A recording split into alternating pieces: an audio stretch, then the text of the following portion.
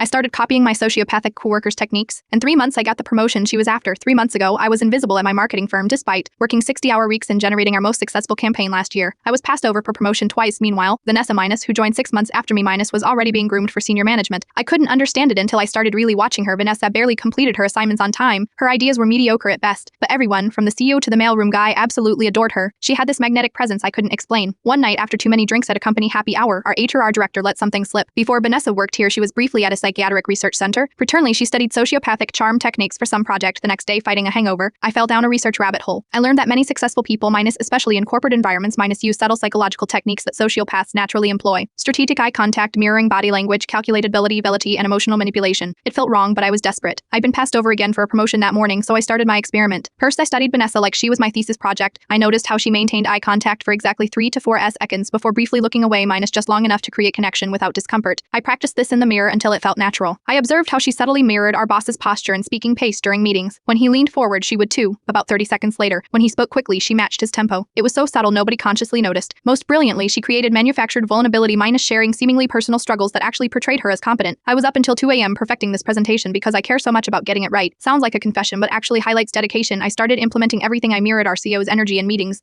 I strategically confessed small weaknesses that actually showcased my strengths. The results were immediate and unsettling. Within 2 weeks, I was suddenly being included in executive lunches. My ideas minus, the same ones previously ignored minus, were now innovative and exactly what we need. The most disturbing technique was what psychologists call intermittent reinforcement minus, being unpredictably warm and cold to create dependency. When Vanessa noticed my rising influence, she confronted me in the break room. "I know what you are doing," she whispered, smiling. "For anyone who might see us, it won't work," but it was working. 3 months into my experiment, the senior management position opened up. Vanessa and I were both called into separate meetings with the CEO. I walked in and used every technique I'd learned: perfect eye contact, subtle mirroring, strategic vulnerability. I'm actually nervous about this meeting, which shows how much I care about this company. The next day, the CEO announced my promotion. Vanessa quit a week later. Then I remember how my authentic self was ignored for years despite excellent work. The techniques simply made people see my actual value. Last week, I caught our new junior marketer studying my mannerisms in a meeting. I smiled knowing exactly what she was doing. I should probably feel bad about that, but I don't.